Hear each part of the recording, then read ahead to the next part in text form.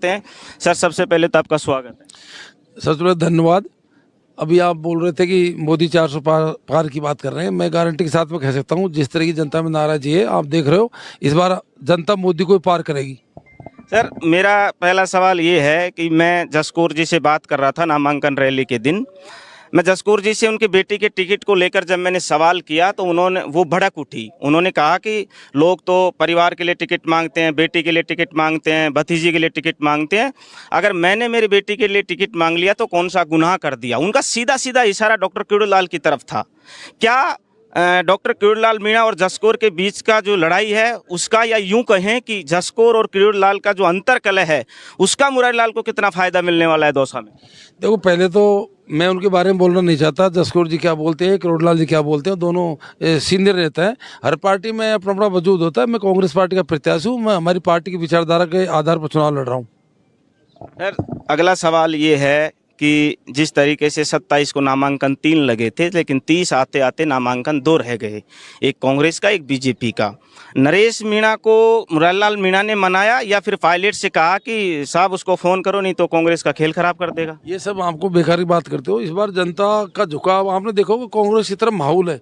जनता मोदी से परेशान है। ये राष्ट्रीय चुनाव है, कोई सरपंच का चुनाव नहीं है। राष्ट्रीय स्तर पर आम जनता, विशेषकर ग्रामीण प्रदेश के लोग, किसान परिवार के लोग, ST/SC के लोग बीजेपी के खिलाफ बोलना चाहते हैं। वो नहीं तो कोई नरेश मीणा को देख रहे हैं, नहीं कोई मुरारीलाल मीणा को देख रहे हैं। वो केवल कांग्रेस को वोट डालेंगे। सर, अगला सवाल ये है कि आप आज अजबगढ़ गए, अजबगढ़ से होते हुए सीधा किशोरी होते हुए थानागाजी गए, उधर से नांगलवानी होते हुए प्रतापगढ़ होते हुए आज आप झिरी में पहुंचे हो। क्या रेस्पॉन्स मिल रहा है मुरारीलाल मीणा को थानागाजी की जनता का? देखो, आज मेरा ये 5वीं विधानसभा का दौरा है। मेरा सिकरा विधानसभा हो चुका, मेरा लालसोट विधानसभा हो गया, और मेरा चाकसू हो गया, और बस्सी हो गया। आज 5वां विधानसभा मेरा थानागाजी है।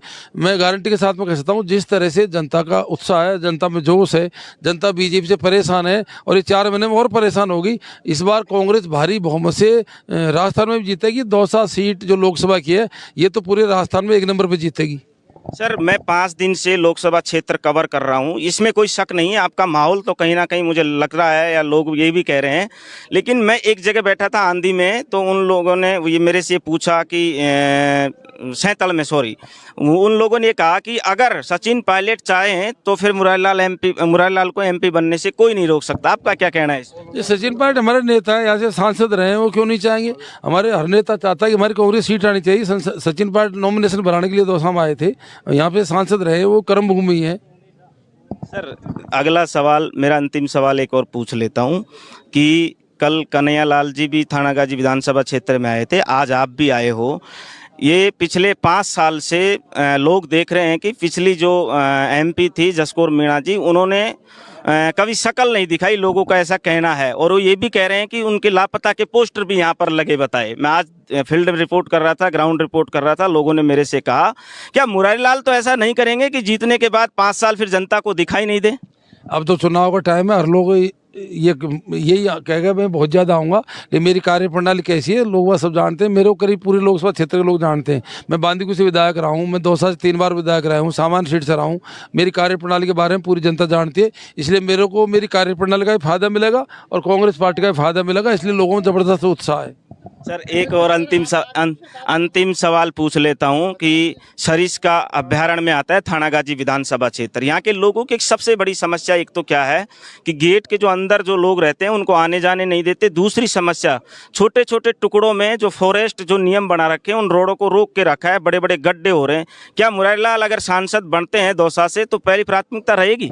ऐसा जो भी लोकसभा क्षेत्र की समस्या और किसी भी जनप्रतिनिधि की जो समस्या होती है उसकी जिम्मेदारी होती है उन समस्याओं का समाधान करने। मैं चुनाव जीतने के बाद में प्रत्येक गांव का दौरा करूंगा, प्रत्येक ढाणी का दौरा करूंगा और यहाँ की समस्या रिकॉर्ड हो रही है सर, यहाँ की समस्याओं से अवगत होऊंगा और उनका समाधान करने का प्रयत्न करूंगा। बहुत बहुत धन्यवाद मुरारीलाल।